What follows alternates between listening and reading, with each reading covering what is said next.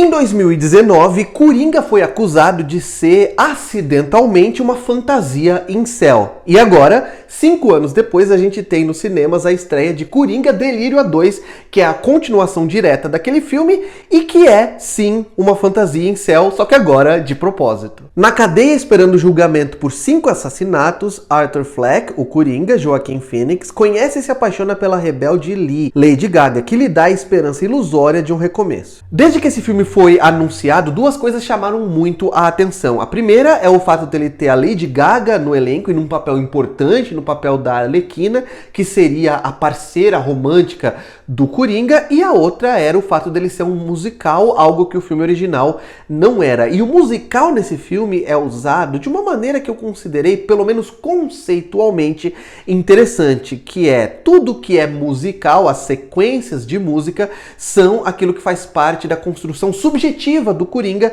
e também da Arlequina. Tem sonhos, tem delírios, tem fantasias que os dois estão construindo juntos. Em alguns momentos, cenas que não fazem parte de delírios também se transformam musicais, mas imediatamente assumem um tom mais fantasioso, mais romantizado. E essas sequências são usadas para mostrar como aqueles 2 personagens que não batem muito bem estão idealizando a situação dos dois, romantizando aquela relação que está se formando e se enxergando de uma maneira muito maior, muito mais épica do que eles realmente são e do que a relação deles realmente permite. O que, de certa forma, se você olhar o título de Coringa Delírio A2, que é em francês, todo impostado, você pode perceber que é um delírio de grandeza que o filme também tem. O Coringa, como eu falei, se mostra aqui um personagem 100% incel. O filme deixa bem claro que ele é um cara provavelmente virgem. A cena de sexo entre ele e a Arlequina é extremamente constrangedora, é um momento de vergonha alheia.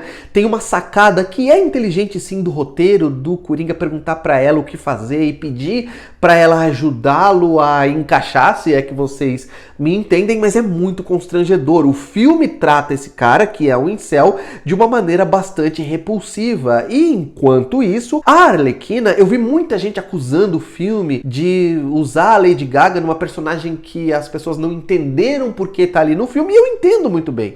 A Arlequina desse filme aqui, ela é uma idealização desse homem incel. É a idealização de uma mulher que vai olhar pra ele, que é um cara pra quem nunca ninguém deu muita bola, um cara que sempre teve muita dificuldade de ser olhado, de ser entendido, né, na filosofia deles e de ser admirado pelos valores que ele realmente tem e que vai enxergar esse valor. Mesmo que ele nunca tenha feito nada de relevante, ela vai olhar e vai admirá-lo, inclusive de uma maneira incondicional. Tem vários momentos ao longo do filme em que ele fala uma obviedade, por exemplo, pensando que tá lacrando, pensando que tá mitando, e o filme mostra, ele vira a câmera pra Lady Gaga, pra personagem da Arlequina, que tá concordando, que tá acenando e mostrando um rosto, uma expressão de admiração por ele, que é tudo que um cara daquele tipo quer. Ele quer uma mulher que vai admirá-lo, que vai enxergar o valor dele que ninguém mais enxerga. Só pra lembrar e pra deixar isso bem claro aqui, que incel se tornou uma sigla de uma ideologia muito específica, principalmente da cultura da internet. Não é só um celibatário involuntário, no sentido de que todo mundo que passa, sei lá, dos 20, ou dos 30, ou dos 40, ou dos 50, não sei qual é o corte que você vai estabelecer, e ainda não conseguiu transar, ou que não tem muitas experiências sexuais, porque as mulheres tendem a não escolhê-lo, se transforma imediatamente num incel. Não, esses caras que têm essas características que eu acabei de dar, se reuniram em chans, em fóruns da internet, muitos deles, e criaram toda uma ideologia, que é uma ideologia masculinista, ou seja, misógina, de ódio às mulheres e de culpabilização das mulheres por tudo que dá errado na vida deles. Sempre que você estiver na internet e você vê um papinho sobre, porque as mulheres querem a fortuna do cara, mesmo que seja um cara que ganha um salário mínimo batendo laje e o Celta dele não é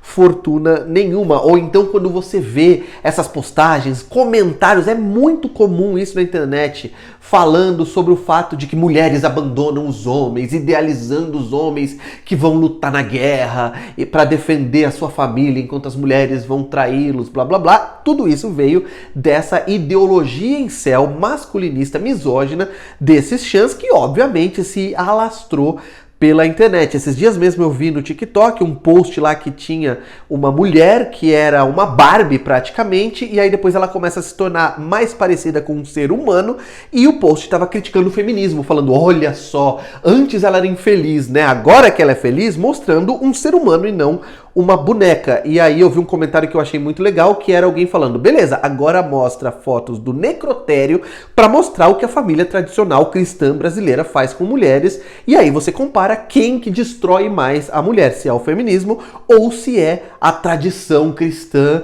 dessa família tradicional idealizada que esses incels também gostam de romantizar, e obviamente isso se reflete na maneira com que eles tratam as mulheres. E a Arlequina é um ideal, ela me lembrou muito em alguns momentos, não por ser uma personagem parecida, mas por ter sido criada, eu acredito, pela mesma lógica, a Sharon Tate vivida pela Margot Robbie em Era Uma Vez em Hollywood, no sentido de não ser uma mulher de carne e osso, ela não é uma personagem, mas ela é um ideal, ela é uma idealização, uma romantização de uma feminilidade inalcançável e que não existe na cabeça daquele incel. E se as sequências musicais, que usam inclusive músicas de outros filmes, esse é o conceito de musical jukebox que o filme apresenta, inclusive ele usa bastantes músicas de outros musicais, de musicais da era clássica de Hollywood, e também usa cenários, usa coreografias e cenas que vão remeter a musicais clássicos de Hollywood. É óbvio que o filme tenta fazer ali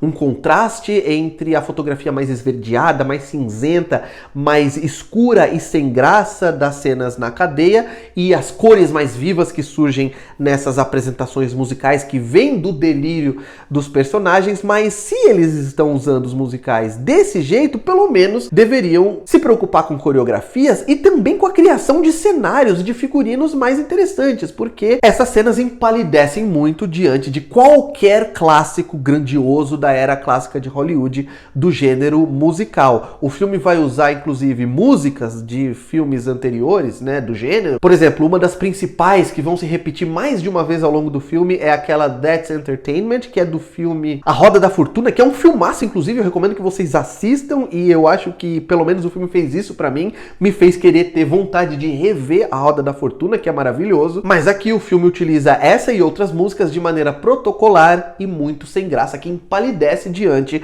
das grandes cenas, das grandes coreografias e também das grandes criações de cenários, de figurinos da Era de Ouro de Hollywood, especificamente no gênero musical. Politicamente, esse filme aqui também é uma nulidade completa, porque ele culpa o indivíduo, ele culpa o incel individualizado na figura do Coringa por tudo aquilo que ele causa. Então ele sequer esboça discutir todo o sistema que produziu esse incel. Ele culpa o incel, ele pune o incel e ele acha que tá resolvido. Eu acredito sim que esse é o último filme do Coringa que a gente vai ver com essa equipe, né? Dirigido pelo Todd Phillips, com o Joaquin Phoenix no papel principal, que tá bem. Obviamente o Joaquin Phoenix é um grande ator, ele tem um currículo muito maior do que as pessoas acreditam, as pessoas que são mais, assim, como que eu posso dizer, casuais na hora de assistir filmes, né? Que veem apenas os filmes de super-herói ou os mais famosos, e aqui ele consegue transmitir toda a instabilidade psicológica, emocional do Coringa, que salta de uma emoção para outra e também de uma postura para outra em questão de milésimos de segundos. Isso tudo está na conta do Joaquin Phoenix, porque nem de um ponto de vista psicológico o filme consegue ser interessante e revelar ou discutir as questões mentais pelas quais o personagem passa de uma maneira minimamente adulta e minimamente complexa. Esse tipo de discussão é o que eu vou ter com os membros do meu clube do filme, que vai começar daqui a pouco. Você, eu e outros cinéfilos do Brasil inteiro vão assistir a um filme por semana e vão ganhar uma aula, uma mini aula toda semana, ministrada por mim lá no grupo, ao vivo, e também um debate ao vivo pelo Zoom com essa galera e comigo. Se você tiver interesse nesse projeto, o primeiro passo que você precisa tomar é preencher o formulário que eu vou deixar aqui no comentário fixado, e aí você vai receber mais informações tudo que você precisa para participar do grupo, beleza? Não se esquece também de dar um like nesse vídeo, se inscrever no canal, clicar no sininho em sempre, para sempre receberem notificações de vídeos novos por aqui, e dizer aqui nos comentários também o que você achou de Coringa Delírio A2. Concorda comigo? Discorda? Gostou ou não gostou do filme? Me diz nos comentários e eu vou ficando por aqui. Um abraço, tchau! Anything you want, you're Joker.